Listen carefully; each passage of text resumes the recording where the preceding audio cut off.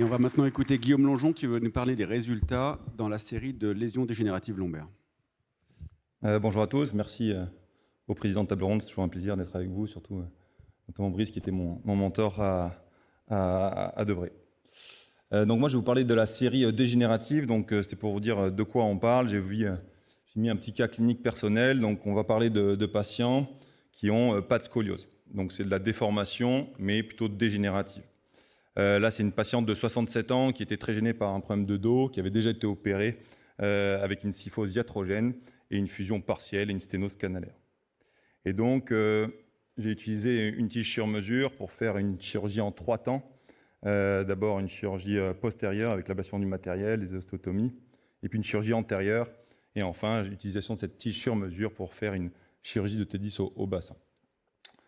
Donc, encore une fois, cette série ne parle pas de scoliose, parle que de déformation. Alors, déformation, comme on vient de le voir, mais des formations souvent plus courtes, parce qu'on pouvait inclure des malades qui avaient que seulement 2 niveaux d'arthrodèse.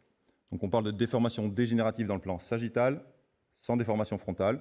Bien sûr, il y avait quelques petites discopathies asymétriques, mais ce n'était pas de la vraie déformation. Et donc, minimum 2 niveaux d'arthrodèse inclus. Des patients d'âge moyen 58 ans, plus de femmes, finalement de nombre de niveaux assez courts, puisque le nombre moyen de niveaux, c'est 2,9. On n'avait que très peu de longs montages, comme je viens de vous montrer, donc plutôt des chirurgies assez courtes. Et je vais vous montrer un exemple.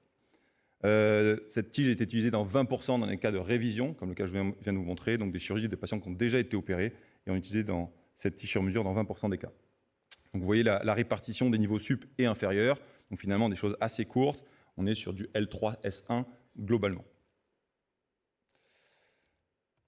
Les tiges, elles étaient utilisées au nombre de 2 généralement, avec quelques cas où finalement qu'une tige avait été utilisée, et puis pas de cas de 4 tiges. De temps en temps, il y a des montages 4 tiges qui se font. Ce n'était pas le cas dans notre série. À la différence de ce qu'on a vu avant, c'était plutôt de l'alliage titane qui a été utilisé plutôt que du chrome cobalt. Et par contre, sur une répartition 5-5 ou 6 de façon à peu près indifférente. On voit un cas qui m'a été confié par Vincent Fier. Merci Vincent. Donc c'est plutôt ce type de montage qu'on avait dans la série. Donc des chirurgies plutôt courtes, mais souvent aussi associées à des chirurgies par voie antérieure.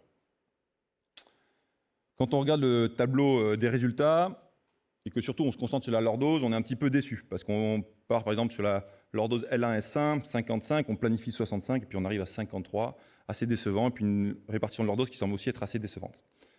Alors j'ai pas fait de test statistique, moi, parce que je voulais pas consommer du risque alpha pour ceux qui étaient là ce matin, et donc j'ai quand même réalisé une nouvelle analyse sur que les 44 pour lesquels on avait un suivi.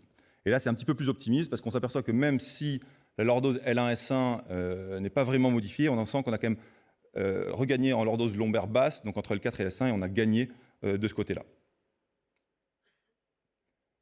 Pour ce qui est des complications de cette série, alors bien sûr, il y a des complications, bien sûr, il y a des infections, des problèmes neurologiques, des brèches, comme toute chirurgie, mais est-ce qu'on a eu des complications liées à cette tige? Honnêtement, non. On peut se poser la question de cette insuffisance de correction entre le plan qu'on a fait et la chirurgie qui a été réalisée, mais est-ce que c'est un problème de tige ou est-ce que c'est plutôt un problème de chirurgien? Donc pour nous, en fait, l'intérêt des tiges sur mesure pour les pathologies dégénératives, elle est faible pour gagner dans correction. Par contre, elle va vous permettre de limiter les erreurs et les excès. Elle facilite clairement votre chirurgie. Quand vous faites des montages un petit peu longs, ça vous permet de gagner un peu de temps. Et surtout, et encore une fois, pour nous, c'est ça le plus important, c'est qu'elle vous peut permettre de faire une réflexion chirurgicale préopératoire et de prendre du temps sur vos radios et analyser vos radios, qui vous permet, si même vous voyez que ce n'est pas compatible avec une tige sur mesure simple, vous pouvez alors confier ce malade à une équipe plus adaptée. Et bien sûr, ce sont souvent des chirurgies qui sont réalisées avec des gestes complémentaires, donc la tige sur mesure était souvent associée à des gestes associés, et donc n'est pas la seule responsable de la mauvaise correction.